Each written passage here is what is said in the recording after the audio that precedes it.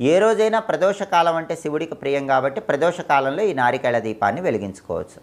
ఈ నారికేళ దీపాన్ని ఎలా వెలిగించాలంటే మీ గృహంలో పూజా మందిరంలో పరమేశ్వరుడి చిత్రపటానికి లేదా లింగస్వరూపానికి గంధం బొట్లు, కుంకుమ బొట్లు పెట్టి ఆ తర్వాత శివుడి దగ్గర ఒక పీట ఏర్పాటు చేసుకోవాలి. పూజలు చేసుకోవటానికి ఉపయోగించే ఒక చిన్న పీట ఏర్పాటు చేసి ఆ పీటకు పసుపు రాసి కుంకుమ బొట్లు పెట్టి ఆ పీట మీద ఒక రాగి పళ్ళాన్ని ఉంచాలి లేదా ఇత్తడి పళ్ళాన్ని ఉంచాలి.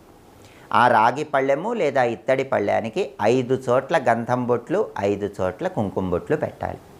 ఆ తర్వాత గంధం కొద్దిగా తీసుకొని ఆ గంధంలో వీలైతే గంగాజలం కొద్దిగా కలపండి. వీలు కాకపోతే మామూలుగా మంచినీళ్ళు కలిపి తడి గంధం తయారు చేసుకోండి. ఆ తడి గంధంలో ఉంగరపు వేలు ముంచి రాగి పళ్ళెము లేదా ఇత్తడి పళ్ళెం మీద ఒక స్వస్తిక్ గుర్తు వేయండి. అలా రాగి పళ్ళెము లేదా ఇత్తడి పళ్ళెంలో తడి గంధంతో స్వస్తిక్